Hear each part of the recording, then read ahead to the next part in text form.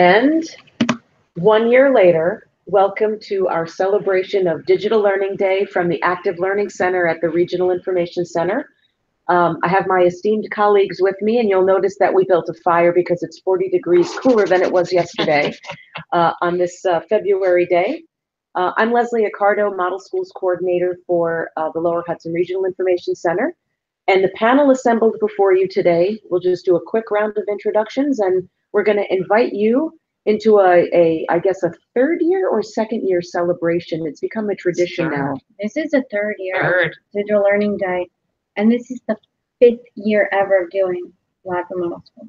And the 5th season. So we're celebrating a few anniversaries today. So we invite you to participate however you'd like. If you're watching this live, there is a Today's Meet. We're going to be monitoring a back channel. But if not, we hope you're as engaged with the content as we are going to be. To my left. Good morning. I'm Randy Hall, and I'm one of the senior facilitators here in the Instructional Technology Group. And to my right. Sarah Martabano. I'm the manager of Instructional Technology here at the Lyric. My name's Alana Winnick, and I'm also a senior facilitator here in Model School. So you'll notice that part of today is really just about all of us bring certain reflections. I think Digital Learning Day, and I'm going to ask you if any of my colleagues know when this first started. I'm actually looking at the Digital Learning Day website now, and the first thing I'm going to do is share some language about how and why. But do you have a year in mind? Guess? 99. 99. Oh, I was going to say, so I'm going to change it. I'm going to say 2000. 2000. Alana?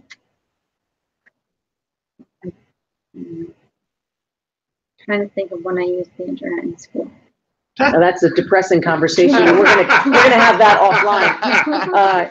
All right. So if you give up, it's 2012. And I was going to say after college. I want to read some interesting language. There's the official site is digitallearningday.org. If you are interested in looking at participation, you can actually sign up as a school to participate in all sorts of live events that are happening across the country. There's also webinars and there's video profiles for the schools that participate. But listen to this language in terms of why celebrate Digital Learning Day. Since 2012, this day provided a powerful venue for education leaders to highlight great teaching practice and showcase innovative teachers, leaders, and instructional technology programs that are improving student outcomes. This grassroots effort blossomed into a massive nationwide celebration as teachers realized that the day is not about technology, it's about learning.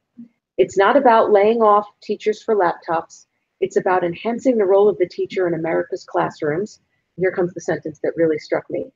Digital Learning Day promotes the effective use of modern day tools afforded to every other industry to improve the learning experience in K-12 public schools. So I thought, reflecting on that, I don't know if that helps guide the discussion or if every one of us brings a certain lens and reflection to the table. And P.S., if you're watching this, you have to know this is somewhat improv in that we all agree there's an unspoken rule that it's a surprise for everybody here because this is part of our professional development as well. So when we talk about modern opportunities for professional development, we find still the highest bandwidth is still to have the discussions face to face, but all of us have a certain, I guess, perspective based on our rules here that we're going to bring to the table. So sit back and enjoy the banter because we're about to, just like the fire stokes, just like the embers kind of stoke the fire, this is a metaphor for how when we get together, we kind of fan the flames of taking these little tidbits and turning them into bigger ideas. Who would like to kick off? I would like Miss to. Winnick. She does. She wanted to. Oh, She Miss really Accardo. wanted to. So, do you want me to drive? Sure. Okay.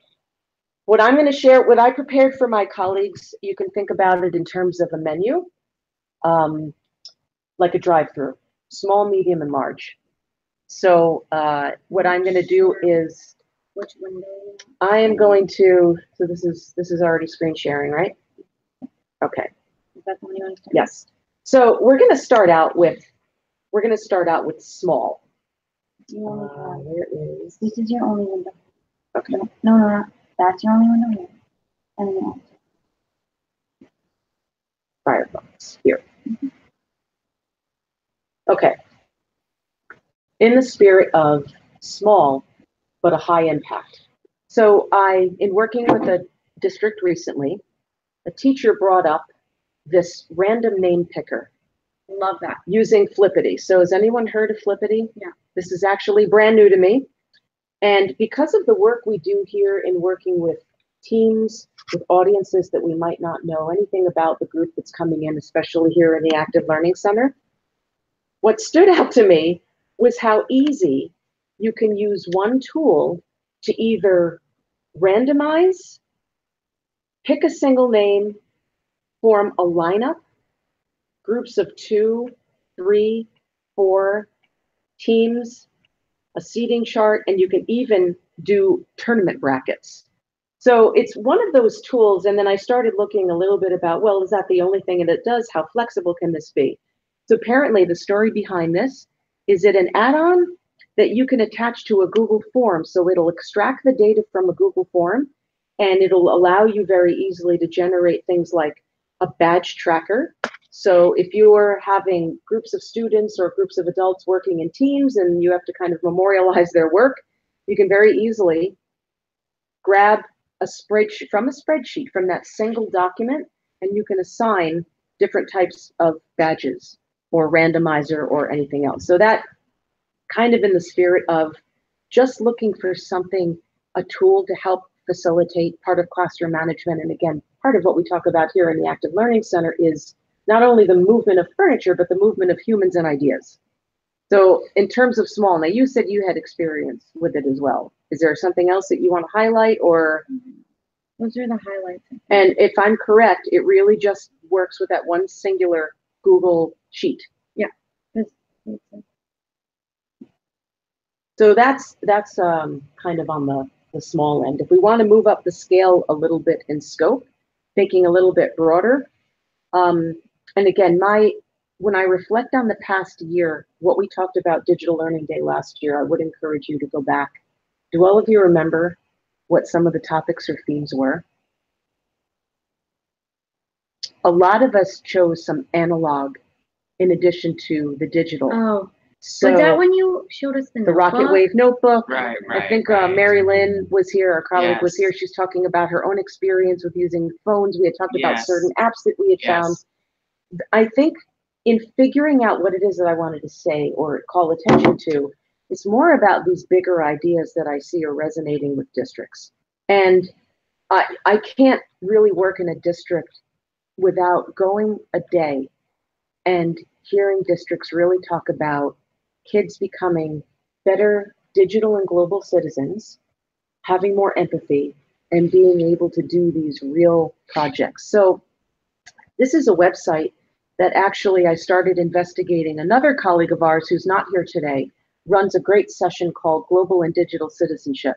And it's based on the UN Sustainability Goals, which if you haven't taken a look at them, it's a very good site and it's very accessible. It really kind of breaks down into the largest problems that the whole world is trying to solve, but the way that it scaffolds the information is very helpful. But part of what I see happening is, if you remember the old e-pals or the global nomads,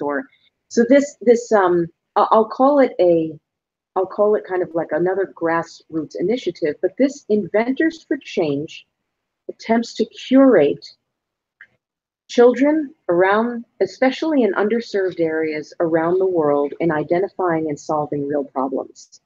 So even if you were just to take a casual look at this site, you're going to notice that it's a combination of matching kids with different cultures, but really learning to identify the problems that that culture is experiencing, and then marrying a design or STEM process to it. So if you were to look at this website, the first thing you might want to do is see, well, who's behind this? So it really is, it's an interdisciplinary group of researchers that I do not believe are based in the US, but if you look at some of the videos and some of the outcomes, it takes this idea that every teacher that I know wants their kids to have real, not only just exposure, but real experience with different cultures. And there's no other time in history where that's become more easily accessible. So I love the fact that not only does this provide the matching and the structure behind it, but it also talks about a model that they use. And the model obviously is based on active learning, creative, connected, critical thinking. So all of these entry points are what our districts are really thinking about.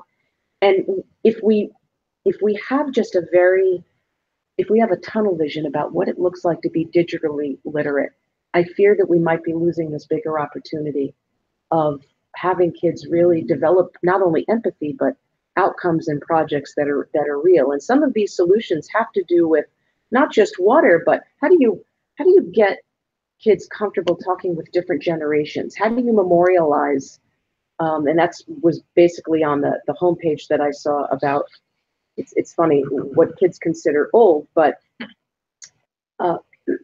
learning from and with old people. So it reminds me of I love that. It reminds me, and you know, it's partnering kids with kids from different ages. But I do think that this is impressive in the fact that number one, it's happening.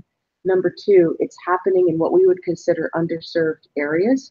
And number three, finally, there's an entry point where if teachers want to use very, very simple tools of the internet, tools of communication, they can very easily be brave and jump on in and have these kids have an experience that is not just short-term, but long-term. But you know what it reminded me of? We had a conversation.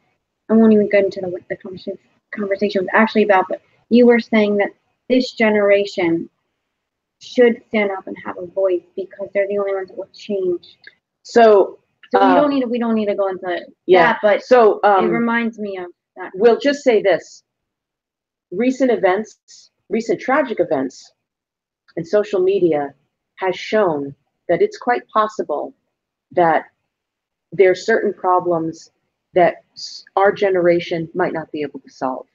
But just monitoring the activity and the passion of students from Parkland and how they actually started some of these grassroots social media movements and other types of movements, it dawned on me that what a great, powerful message to send is, you know, where we leave off and we might be too steeped in one area or the other to really solve something, is that students have the ability to solve real problems. Yeah. They're not just entertaining these projects for the luxury of presenting it to a teacher.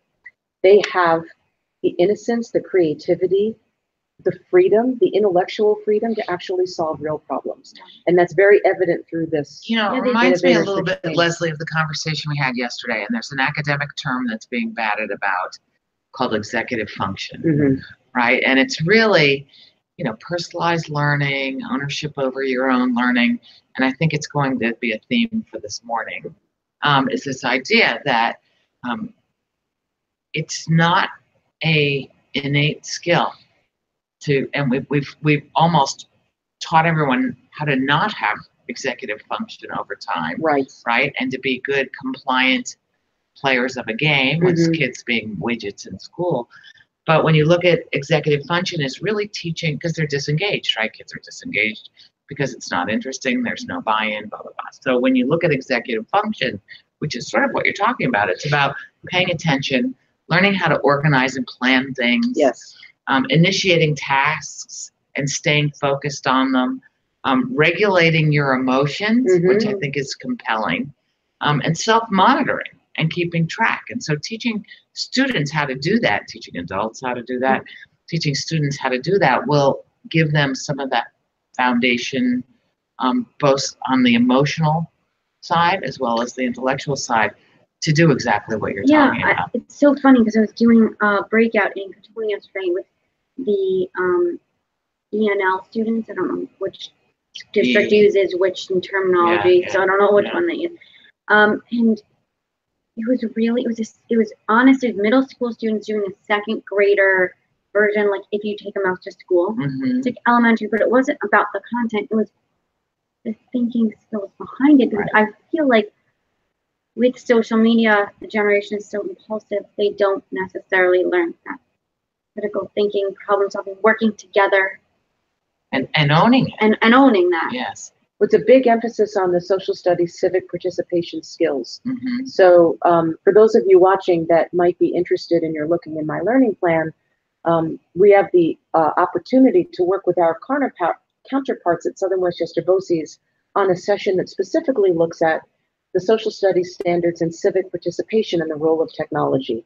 And talk about, and there's no lack of information to share, but I think the discussions that we're having, the practices that we're seeing are getting away from just the use of a single app or getting away from thinking about the use of technology as screen facing when it's really not. Right. It's basically now it's using the screen to face outward or to face inward. Yeah, so one of my classes in Bronxville, 4th grade, they have a class Instagram account. It's private, so no one can follow it. But the parents and the job for the week, it would be your job, would be the Instagram. We have a list of questions that you have to ask yourself before you post. And it's basically like, is this important? Why am I posting it? What's the purpose? And it has to have meaning because what you're putting on the internet is for the world. It's for the public. It's not consuming on a screen or going to your teacher. It's learning that it is authentic. So speaking of the world, now we're going to complete the menu. So we started small, we went a little bit bigger, and now we're going to go as big as we can possibly go. Oh. I know what you're doing. I have to tell you, I have never stopped being a big fan of Google Earth, but I don't know how many of you realize that it actually went on a slim down program, and now it is completely browser based unless you choose to run the client version so that you don't have to worry about keyhole markup language or zipped files. But one thing I do want to show you about the Google Earth experience is an anecdote. Working with another district and working with a great Italian teacher in a high school, and their students were actually studying festivals in Italy. Wow. So we talked about the use of Google Earth to spy on and to incorporate the sense of, there's a place in Sicily, I think, called Catania, and there's a famous fish festival there. So when you actually look at the surrounding areas, it's very evident. You see the narrowness of the streets. You see how it's docked by a marina. You see all the different foot traffic that this can allow. So I think I leave you with this broader vision of not just the globe, but the world. So I make a distinction between the two, because sometimes you think that Google Earth is just a globe, but let me show you a little bit about how to use it for the world.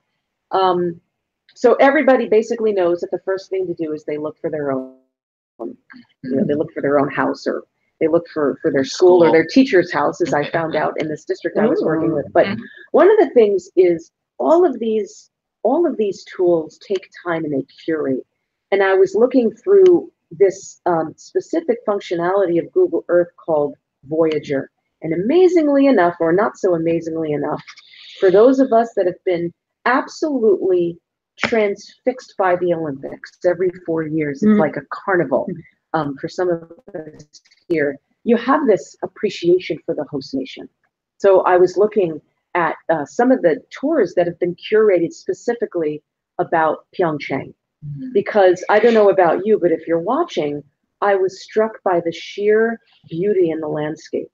So for those of you that need an entry point into Google Earth, instead of just taking the normal approach and being inquisitive about a particular place, let's look at a curated tour and see what kinds of questions we can possibly ask that are of any import in terms of the location, the surroundings, the culture. So again, you'll see some beautiful imagery on the left. What you'll also see on the right are these fact cards. So I was particularly impressed, and I'm just scrolling through just to give you a sense of the beauty. If I were to show this picture to any student or teacher in this area and say, where do you think we are right now? Just, look around, use some context clues. What might you folks say? I mean, this might be some of the switchbacks in the Highlands. Could be the Sawmill Parkway. It would be the Sawmill, except there's not enough traffic. The context clue until we get to the architecture. There's actually not enough I house. was gonna say the same thing. But I But it also looks like driving up Route 17 a little bit. Mm-hmm. Myself included, when you think about these exotic areas and you form opinions, especially Korea. I mean, what a hotbed of discussion it's been. And you look and you see they live on the same types of landforms. Their experience of the natural beauty and surroundings is the same as ours. What an amazing appreciation for this country just by looking and asking questions and going beyond. We have those. And going beyond just the 240 characters or whatever the sound bites.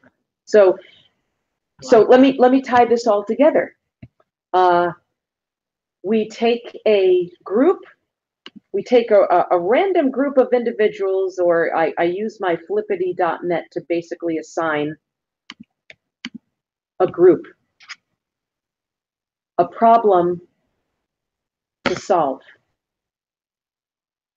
a experience. I'm getting lost in my tabs here. So the group has a problem to solve. We identify a problem. We connect with the classroom. We learn more about their experience using something like Google Earth, just to form an initial idea or opinion about not only where are you coming from as a person, but what part of the Earth's features and surrounding areas are you connected to that formed and shaped you. So that's my small, medium, and large loop back around for Digital Learning Day. So again, if you haven't been a fan of Google Earth, I would suggest that this slimmed down version is very Chromebook friendly. It's very network engineer friendly in that you don't have to worry about installing clients or having some of the ports open that might have caused some concerns. But there's no doubt that in the hands of a curious student, this is going to help form and shape what they think and believe about places other than their own. So thank you for that Very opportunity. Interesting. Thank you.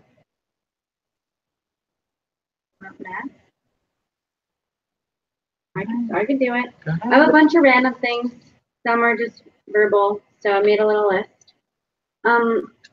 This was interesting, and we haven't done a live from model school since I've received this. But I've recently become a Brain Pop certified educator. Right. And it's not so much for me about the certification, but what I did learn throughout the certification process was that Brain Pop has this whole system in there that I didn't really realize how robust it was. Like when I was in an elementary classroom, we used Brain Pop to introduce all different types of topics, like a video on electricity, so students have a deeper understanding, because there's a bully and a robot and a really cute little videos, and that's pretty much the extent of what I did with it. Maybe some of the activities, but that's really it. And some districts only pay for like a teacher account or something like that. Other districts pay for student accounts, and if you have student accounts with Brain Pop, there's so much you can do when you're in there.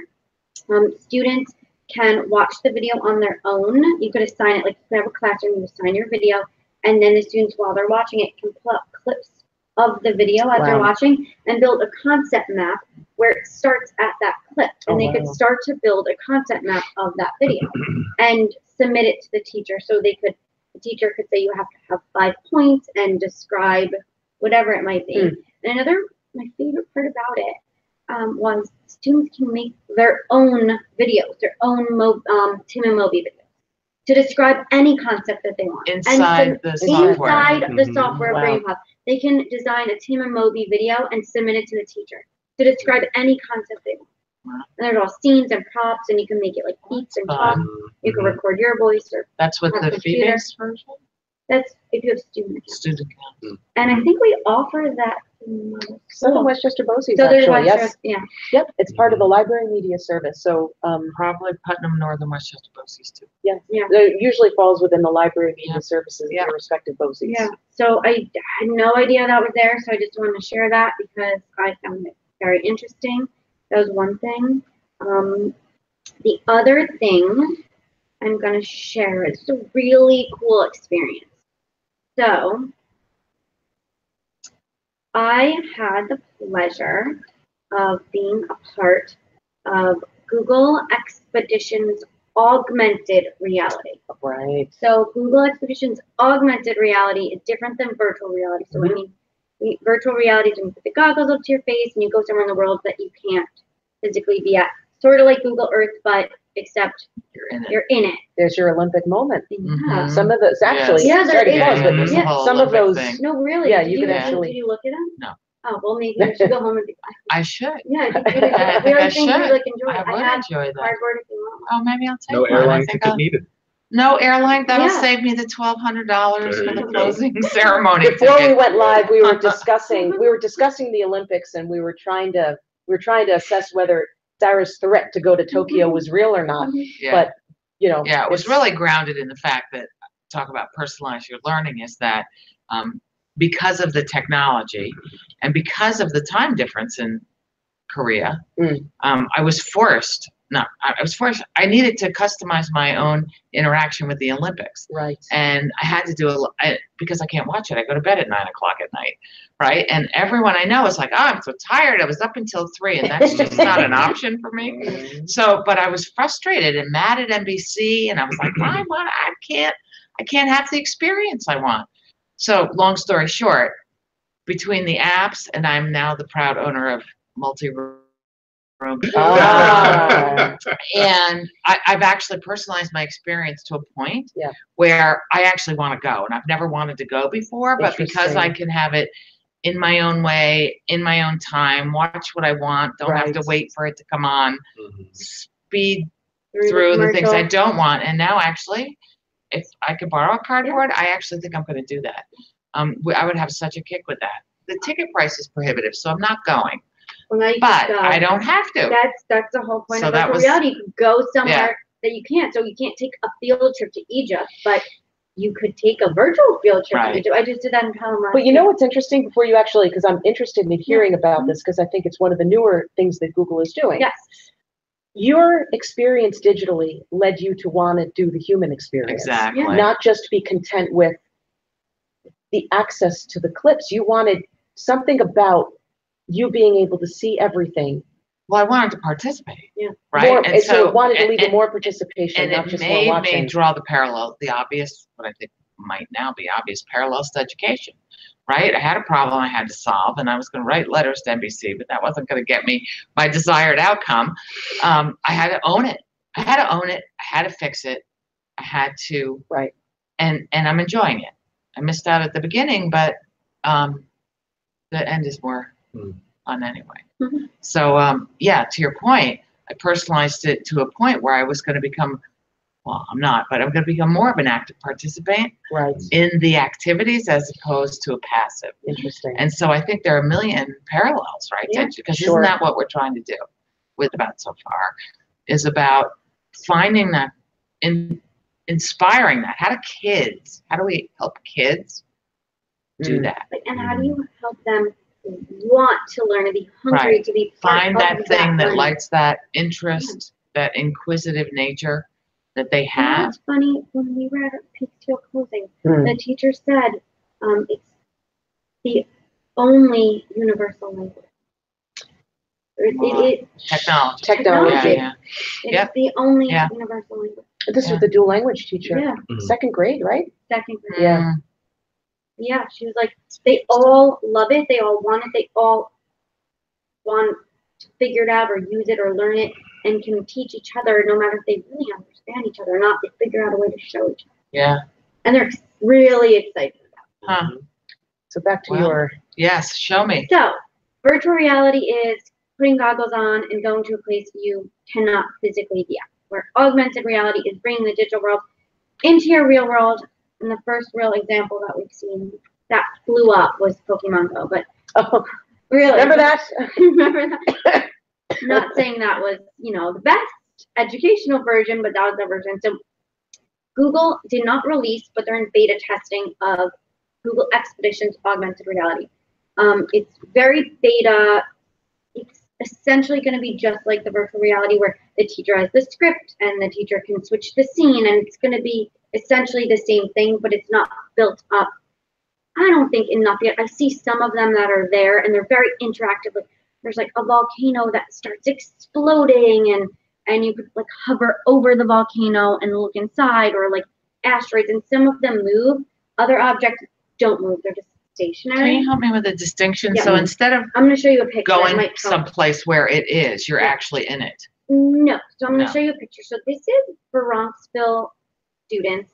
They have their student help desk. So a couple of the students helped the younger students. They came into the class. So if you look on the left, there's a guy touching air. He's really petting a dinosaur. Right. And the girl on the right is holding up the world. If you look through the phone, but she's not really holding up the world. Yes. So these objects are placed in the room you're in, but with your real eyes you can't see them. Yeah. But through the phone you can see them. So it's just objects, but some of them are more educational than others, and I believe that you really do have to tie it into what you're teaching. So I mean, this is definitely a cool experience, and when they come and you want every kid to be able to do it because it's super cool, but there's a difference of when you are showing second graders dinosaurs and they have a freak out because that's so cool, there's a dinosaur in the room, versus what I've done Google Expeditions AR beta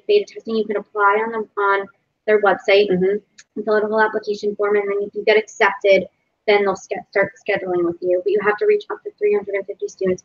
I've done it with 2 of my districts, and yesterday I just got accepted for my 3rd district. Yeah. So I'm really excited. Great. And this one I'm really super excited because it's so content focused. It's going to be all 6th grade students in science, and they're learning about landforms and plate tectonics. Oh, wow. And it will show the movement of the plates and the ring of fire and all these things.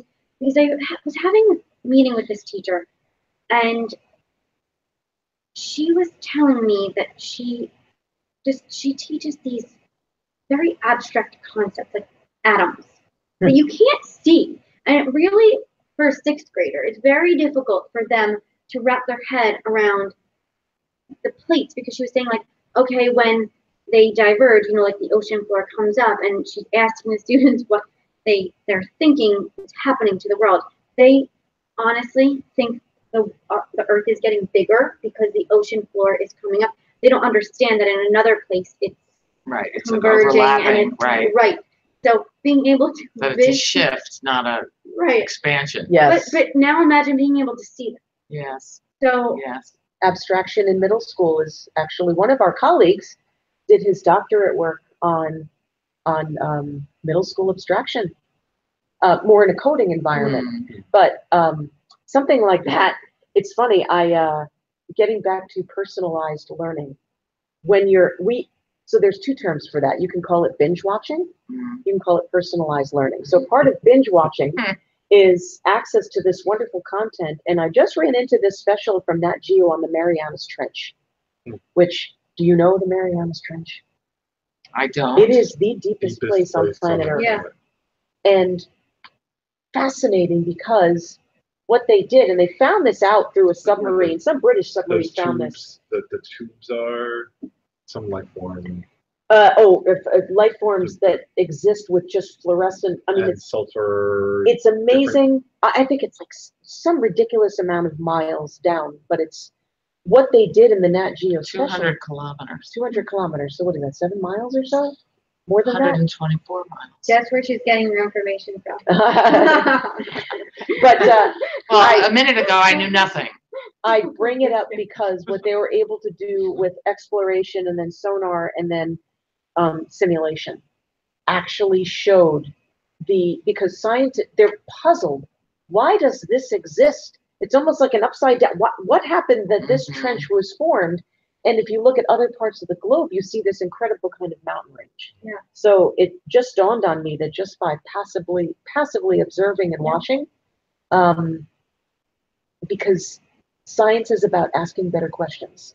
Yeah. Not necessarily about coming up with those solutions. So. Right. No, I mean, this is a whole conversation. I met with this teacher for 2 periods, and I swear we really didn't even talk about technology.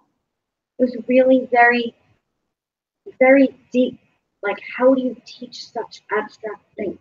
It doesn't even have to be technology. It's just really, how do you explain these things, or how do you make students think differently? We always used to say, we'll let you in on the secret. Some of my colleagues in the room have embargoed certain terms. And one of them was technology integration. Mm-hmm. Because many years ago, I don't know where I heard this, but you really think about when something is integrated, it no longer stands out. For real, It disappears. And then I don't know how it just randomly brought up Google Expeditions Augmented Reality, but that is not at all. We were not looking for a tool. Yes. We were not looking for a tool. The spotlight did not go center stage on the app and the stuff. Well, you know, it reminds me of having a conversation with one of the districts around the clarity data and the questionnaire that the students are asked. And they, you know, there's some conversation around should we invite K1 and 2 students to participate? And one of the arguments was, and I'm not sure if it was for or against, but this idea that kindergarten students don't necessarily know there's something called an internet. That the internet for them is like air, it just exists. And that it's not this hurdle or this learning curve or this thing that we have to overcome or integrate, or that it just is. And when you grow up with something like air, you might learn the fundamentals about what its purpose is, but beyond that, you just enjoy it. You know what's funny? We had and appreciate it. We had another competition in my thing with in another district, not gonna say name. They told me that it's not developmentally appropriate to use tools in a second grade. But then we had first graders using Google Classroom. And I mean, do you want to describe what the teachers were saying about the experience? So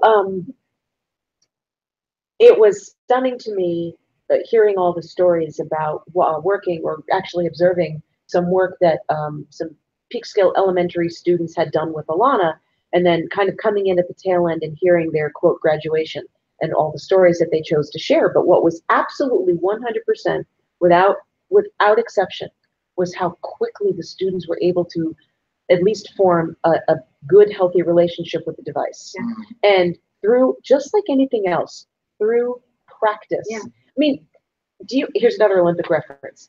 Do you think Lindsey Vonn was born knowing how to go down a slope at 80 miles an hour?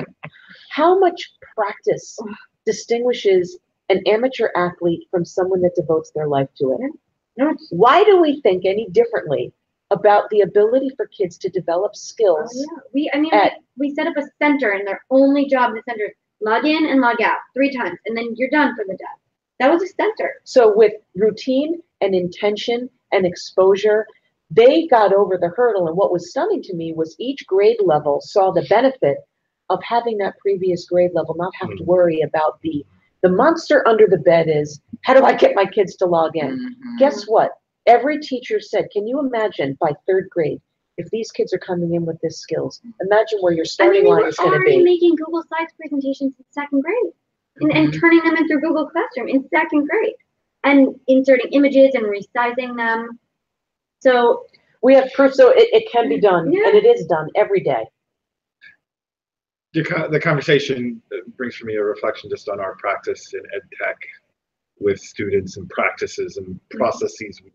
And sometimes we can chuckle at ourselves. Sometimes we can shake our finger at ourselves. Right. But what's the distinction sometimes in the thinking process or the mental model of how do I get my students to log in, i.e., how can I do it for them, or what is a simple process that I can just have them comply through to get it done with? Have a list of everybody's passwords, have a list of everybody's usernames, versus a mental model of how might I design practice and learning for my students to learn how to log in. Teach a man to fish.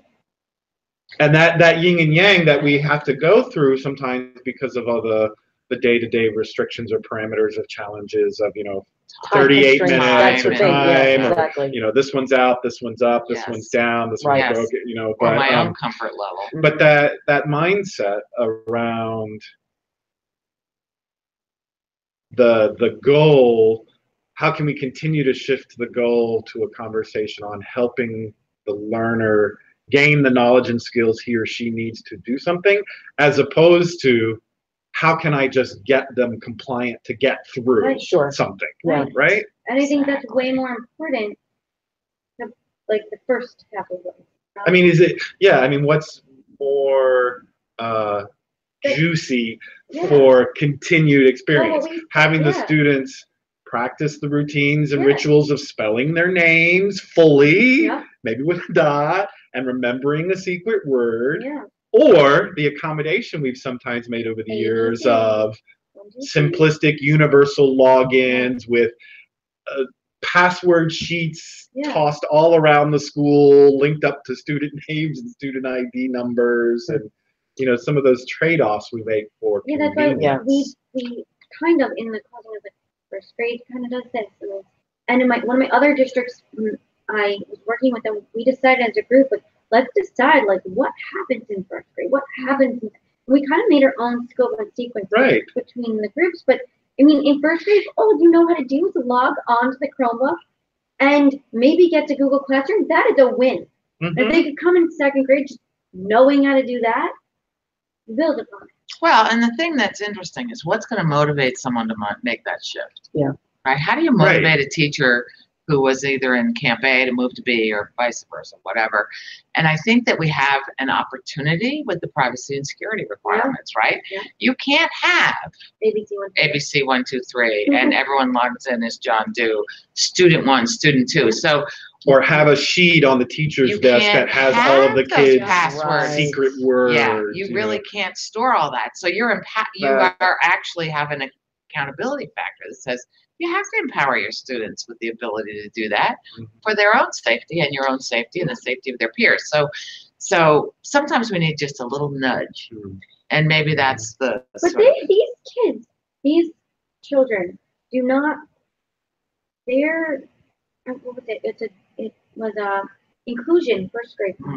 They don't have the reading and writing skills. Yeah. And first of all, first graders alone don't have necessarily. They can't spell their names sometimes. So now we have inclusion students, and they're fine. They logged in. If you look at this like on a matrix of skills, tools, concepts, and practices, you've got the tool obviously might be the Chromebook. The skill just might be the act of logging in. Yeah. The concept and the practice, I would not charge a first grader with understanding identity computing. Why log in anyway? What does it even mean? Because you are actually, there's a contract taking place. I am authorizing these services to serve up a certain type of computing experience based on who I am. When I log into Chrome, when I log in and am identified, I don't know if you want to call it like identity technology, but that's what part of the underpinnings of the cloud is. When they learn that skill, they're a growing participant in developing that concept and practice. So when I work with Jessica in the K1 building in Peekskill, which is amazing, she teaches the students, she teaches mini lessons to them, and one of the things is understanding when they're logging in, like, what is .org? What's the difference between .org and .com? I mean, for a first grader to understand that, and they get it. Yeah, we used to teach that at 5th grade, right? No, they totally understand. Right. Remember the famous example? Does everyone know? I'm afraid to say it. Yeah. Whitehouse.org versus Whitehouse.com. Oh, yeah. An It's oldie the but a goodie. forensics of the URL. That's right. David Jakes. Yeah. So no, that's a great point, Randy, is sometimes it's not just we shouldn't be surprised that the students will comply with whatever skill we pace them through. What is surprising is what distinguishes one mindset from another, where someone is actually willing to go through the pain and the time it takes to teach the skill rather than think it's a hurdle. I'll have my TA come in and log everybody on first so that I can start the learning. I mean, we're the ones who get so worked up about not being able to get into the actual activity or lesson or game. Yes. Sometimes the students, they may not even have known what was planned. Right. More than likely. Simply had a pleasurable interaction experience going through some ritualistic practice skills and everything. So we're the ones who kind of get all worked up about. I just want to do like a mini speed dating of tools because they're just easy, quick ones, and then I'll pass it along. So I'm going to pull up Randy's text. So if you do use Google platform and you grade a lot of papers or English teacher, it gets pretty cumbersome. You're usually repeating yourself a million times, same comments in everyone's paper. So to save your life, there's an extension called Permanent Clipboard. And when you click on the extension, you could add a new entry and you put in your short description and then the content, which could be a paragraph. And once you preload all of your comments and you highlight where you want to leave a comment that you would leave, and you click on the comment bubble, you right click, or on a Chromebook or Mac, 2-finger click, and you click insert from Permanent Clipboard, and there's all your short descriptions. Yeah. So you could say, let's say evidence, and then the long description, add supporting evidence from the text. You're not typing that out every single time you create a paper. Really nice. So it definitely has saved a lot of, especially English and social studies teachers, a lot of time by preloading their comments. That was just a quick one. Another thing I wanted to show was every district I'm working right now is obsessed with this website, Story Jumper. You could create a class, and so once you create a class, it gives you a class code and a class password, and the students join your class. And then when you create a book, I'm just going to open a random book. You can, it literally flips like a book, and you could design a book. But the pretty cool thing about it is you can also, when you're editing it, you could add scenes and props and text. And a lot of my students in both platform districts, they do their writing in whatever cloud platform they're in and revise it. And then when they're ready, they copy and paste it into here. And there's different pages. They could add props and scenes and text. But what the cool thing is you could add a voice. So I've done it in a lot of foreign language classes where the students are practicing their speaking skills as well. And and then in other schools we had like a 6th grade class create them and record their voice, and then a younger grade like K1 listen to the book. So that was pretty cute. Every teacher's like obsessed with it, loving it, providing feedback for it. The only thing is you can't print them for free. That's where they get you. It's a free tool, but you have to pay if you want the book. But so can you save? You can save your books. Oh no, it's electronic. You could and you could take all your books and share a link with parents. I think there's a QR code that I saw there too. So you can, and the rest of the class could see each other's books, or you could collaborate on a book with someone. So it is a collaborative website. So that was just a fun one. And then the only other thing I was going to talk about, Brandon, you could take this because I don't need it anymore, is has anyone ever played Quizlet Live? Quizlet Live. So if you haven't heard about Quizlet Live, you should definitely check it out. Quizlet is a website app for students to practice flashcards, and you could assign them through any platform like Google, or post a link on your Google Classroom, post a link on your website, email it. It's just a link to a flashcard stack, so you could use it for any set of vocabulary words, and then you could just do flashcards or create a quiz or an individual game to help them practice their words. But then when you come together as a class, you can play Quizlet Live, and it breaks the students up into groups. And I like it. The students have to get up, physically move to sit with their group, and then the definition comes up on, let's say we're all a group, it comes up on all of our screens. I have some vocab words, you have some, you have some, you have some, and we have to figure out who has the word that goes with that definition. And students are always so used to, I have the answer on my screen. Well, you might not have the answer. So you need to work with your group. That's great. And so I love it because it forces them to work together. So they get click happy. And then what happens is on the big screen, it's kind of like, you know, that game at the carnival with the water and the horses are racing? The teams are racing. Right. So if Sarah got click happy and clicked because she just thought she had the answer and she gets it wrong, our team goes back to 0. So you really have to work together, and you have to make sure you're clicking the right one, or you're going to let your group down. Good gameplay. And then you have to look at all the, like, they usually line up the screens, and then when you're done with that game and there's a winner, because it usually happens pretty quick, and it only uses 12 words per game, then you could shuffle the teams. You have to get up again, go sit with their new group. So the smartest kid smartest group isn't always winning. Right. The smartest group isn't always winning. So they're getting up and moving a lot, and it's like that active learning thing. They're getting up and moving, getting up and moving, getting up and moving. I literally had a very unmotivated class, literally standing up, arms in the air, screaming. And I'm like, do you understand this is an assessment? Like, you are cheering for an assessment. But they're practicing the words so many times that they now learn them because they want their team to win. And in each tester, this one teacher, Derek, 5th grade, they're studying states and capitals all year.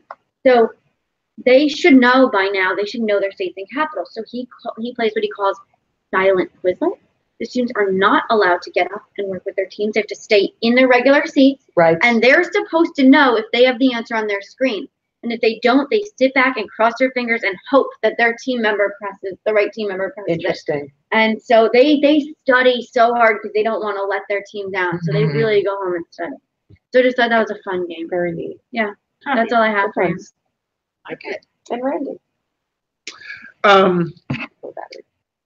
So in the casting call that you all sent out for today, just try to pull top of mind a couple of recent things.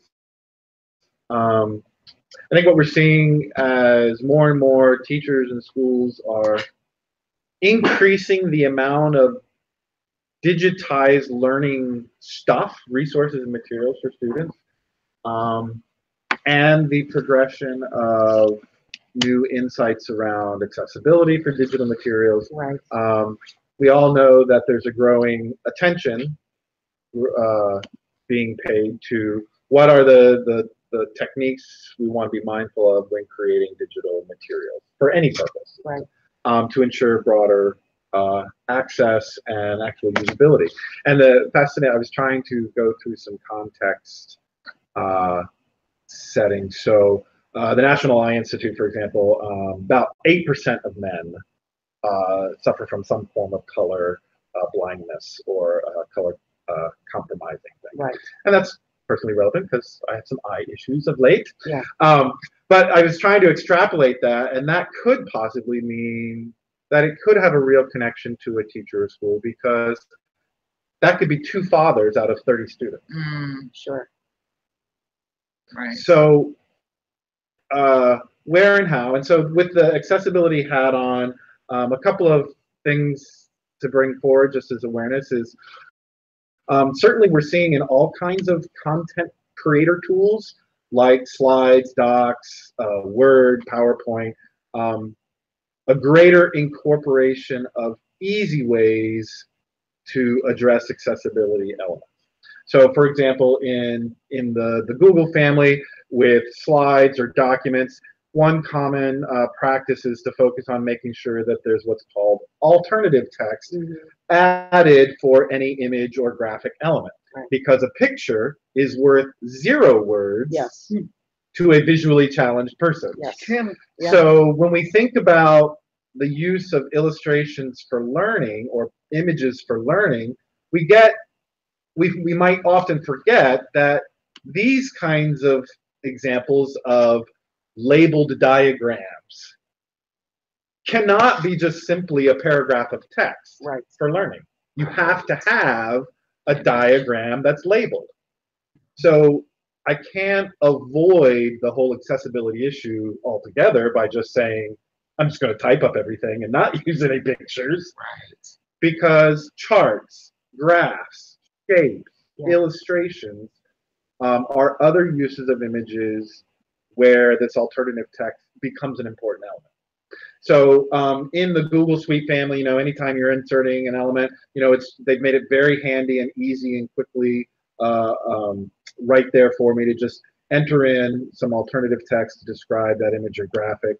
The same thing with in docs, and again, inserting, and you'll find it there on the shortcut menus or in the tools. Same thing in the Office 365 suite. And I think we're going to see across all content creation tools even more incorporation of artificial intelligence and adaptive helper aids, if you will. So for example, in the Office kind of environment and suite, PowerPoint Online, for example, whether I'm going to be inserting an image from some online source or even from my own local source, it will automatically pre-populate a suggestion of alternative text for that image or element.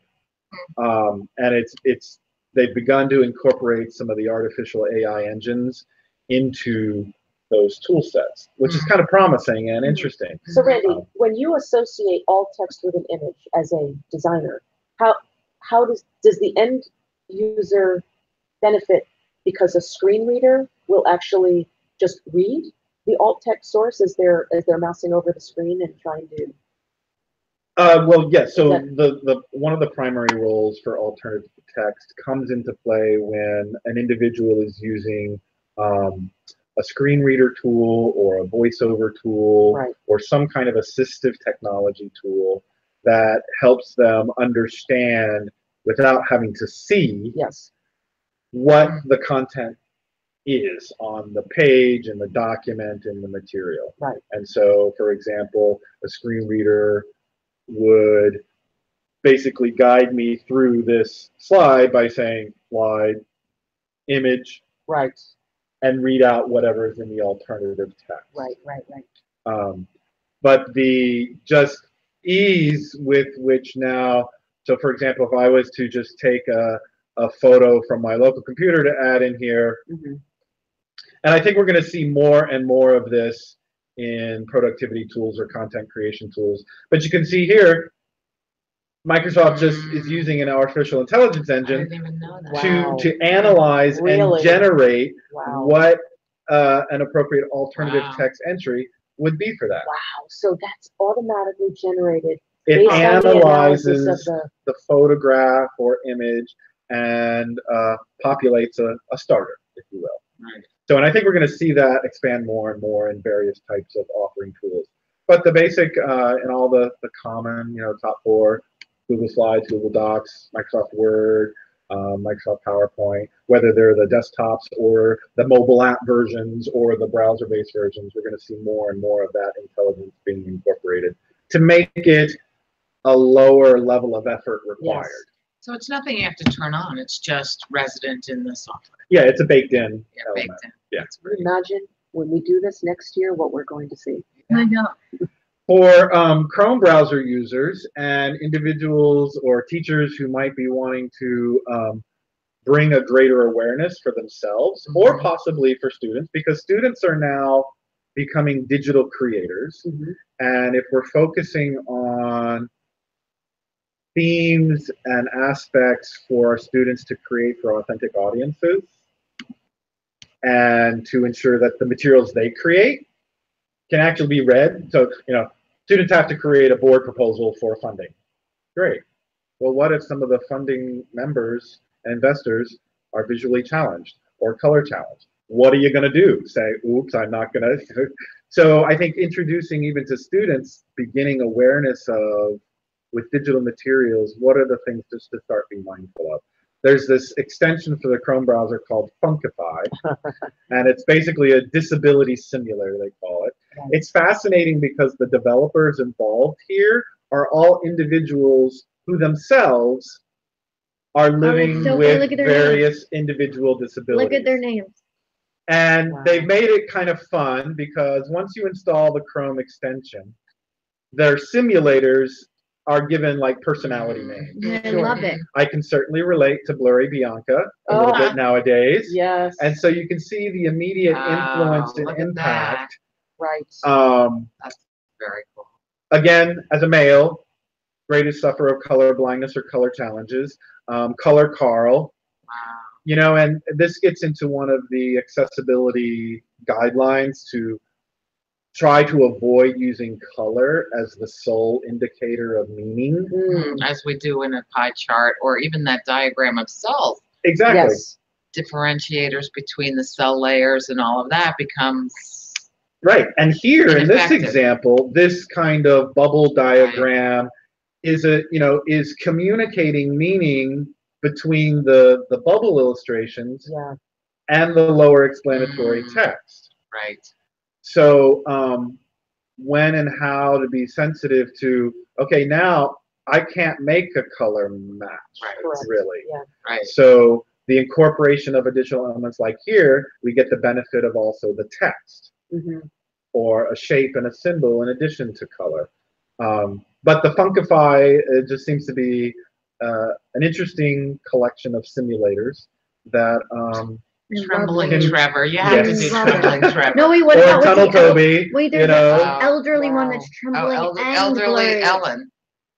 Trembling and blurry. Yeah, where was that? Because, mouse movements we take for granted a lot of times, just the fine motor skill capacities of trackpads and mouse. Well, I think that also comes in with the conversation we're talking about with younger students where literally using a trackpad is so difficult. So sometimes like, oh, we'll just get touch screens for the little ones. Like, yeah, that is wonderful. It makes life a lot easier in the beginning, but are we teaching them? Because most devices now have the trackpad. Right. They really do. And that makes me kind of curious as a potential future on the endless to-do list, what might it be like if those learners who have not yet developed those adult style fine motor skills could be interpreted as adult individuals who lack those. Yeah, that's right. So how to take advantage of introducing students to, well, let's try the tab key. Yeah. To navigate a website or to navigate a document, or using the voice over tools to have screen elements read out to them. That could be that makes me kind of curious about leveraging the accessibility tools in devices with early learners who haven't developed some of the fine motor skills that we lose on the other end of our life journey. I mean, when every human being is connected, this is almost a moral imperative. Well, and something that just buzzes around the back of my head on this topic as we've been immersing ourselves in it lately is the idea that if we're truly differentiating instruction for all learners, just turn all the tools on, give them all the tools, and let them use whatever, this executive function. Right. It could have nothing to do with early learner, cognitive, developmental. Maybe I just prefer to look at it that way because it engages me more. Right. Maybe I'm distracted by color. Are they not the same types of choices we made when I had a set of Crayola's traditional sized box of 36 color crayons of the same size? But I also maybe had a 16 pack of the larger size because they were easier to grab. Right. Exactly. Right. Exactly. And it requires, however, a lot of insight, on our part to be aware of what is the palette available. So that's certainly a challenge to ramp up that level of knowledge for ourselves. But so Funkify might be just a nifty thing. Here's a common example we all know in our K-12 lives of these kinds of digital materials when the recent updates to web content accessibility guidelines can be viewed in many different ways depending upon one's point of view and personality. I think it's the highlighting of better practice for information creation and dissemination overall. I mean, and we can examine these kinds of things and then really ask ourselves the questions, okay, if it is going to be this, can I really make the determination and matchup to understand this approach to communicate this information? Or maybe it's an opportunity to rethink and re-envision the information we need to communicate and how we want to best present it to kind of serve greater audiences. So those are my kind of two accessibility top of mind kinds of things. Very relevant. So, really Funkify for simulation, and then in all your productivity tools, just start looking for the alternative text tools. Very relevant. Using them already. I was in an elevator and benefited from hearing the floor announced. That doesn't happen in every elevator. And it reminded me during a recent staff meeting where we all have a chance to get together once a month and we take what happens here today in this hour and we basically use the whole day for it. It's one of those things where if it affects you, you have a certain disposition toward it. If it affects someone what requires the real discipline and empathy is when it doesn't. Because if that's not you now, it will be you someday, or it may be you someday. So just being on an elevator where you heard the floor announced recently, I thought about what responsibility do we have? This is not a rhetorical question. The responsibility that we have when more and more people are able to benefit from this, the last thing we want to do is increase the digital divide. Right. So it's something that we're going to commit to being practicing mindfulness.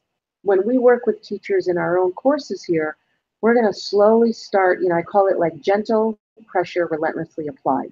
It's not going to feel like this onslaught of now, here we go, tear the website down. It's going to be a discussion that begins, and those opportunities like you saw right there, just to increase awareness so that we don't leave anybody disenfranchised. I had a teacher tell me on this topic that I don't have any children with any learning disabilities. So why would I do that? Right. And I said, well, how do you know that someone won't walk in the door tomorrow?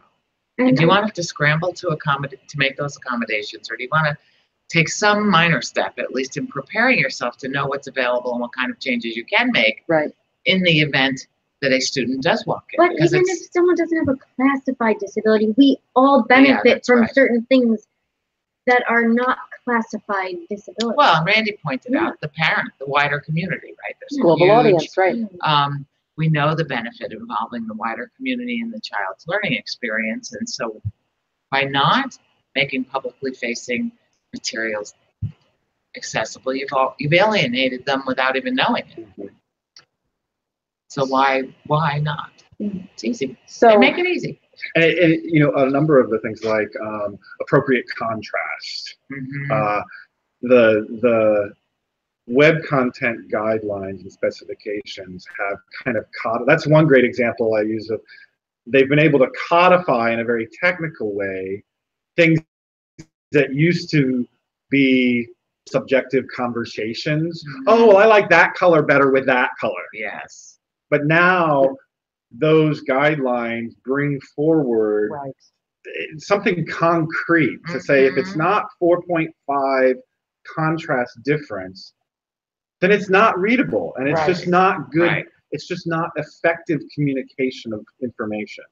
And so some of them will aid those other kinds of conversations that couldn't progress, but now with some of these specifications can just make things more meaningful and more helpful for all, or for anyone. And what's the better course, to have to go back later and patch it in, or to bake it in from the start?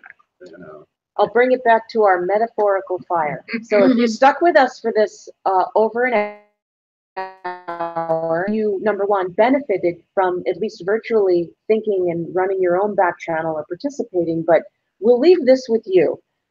We agreed that when we do live for model schools that we would do it even if no one was watching. So in this day and age when everyone is begging for time, and we'll never have, time is the only non-renewable resource. It's like a DVR multi-room. We figured that out. So we hope that this metaphorical fire has served to fan the flame of any curiosity that you have about these topics, but even more, to do things like this with your own colleagues. Storytelling. And not just that, but this was rich PD for us. I hope you benefited from it as well. And to think about memorializing this and having it be a way of kind of formalizing all these perceptions that we have that if we're not careful, we run away from too quickly. And we don't spend the time really, really thinking deeply. So on behalf of the team here, we wish you happy Digital Learning Day, where every day can be Digital Learning Day. I will leave it with that. And thanks to Alana for being our technical guru and for getting all of this set up. And please, thank you for sharing. I learned a lot today. Come visit us anytime during the year. We're ramping up for summer. If you're a Model Schools member, just wait till you see the summer catalog coming out soon. Best ever. So we invite you to participate live in person so we can get to form a relationship with you. So we will sign off for Digital Learning Day for 2018. Thank you. Thank you. Thank you.